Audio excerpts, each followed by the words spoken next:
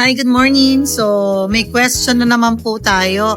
Si Allen, so paano daw po ito take? Naka-order daw po kasi siya. So, ayan po. So, I hope na naririnig niyo po yung boses ko kasi nandito po tayo ngayon sa breakfast lounge. Tingnan niyo po yung breakfast lounge nila. Sobrang laki. Ayan.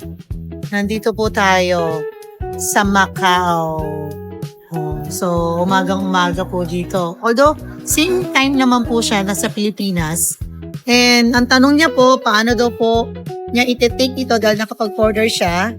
So, kasimple lang po, itry niyo lang po yung one capsule. Ito kasi naubos na kasi sa travel.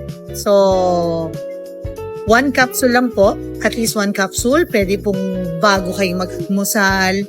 So, ang husband ko, kasi kanina nag-take na siya,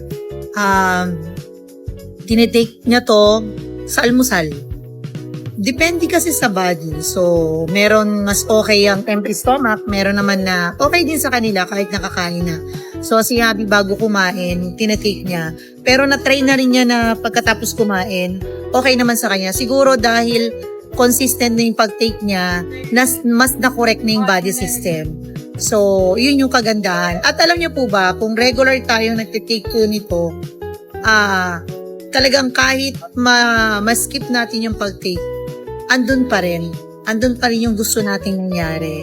So, ganun kaganda siya dahil natural, talagang highly recommended at hindi kami nag-exage kundi mismong yun talaga yung ng product natin.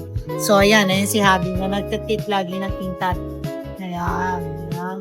So, I hope na maraming salamat, sir or Ma'am Ali, sa pag-try po ng product natin and pwede niyo po kami i-direct PM.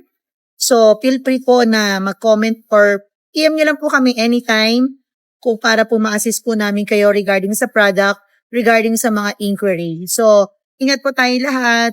Happy Tuesday from Macau. Bye! King Chat Capsule, food supplement for men. Mahalagang paalala, ang King Chat Capsule ay hindi gamot at hindi dapat gamitin panggamot sa anumang uri ng sakit.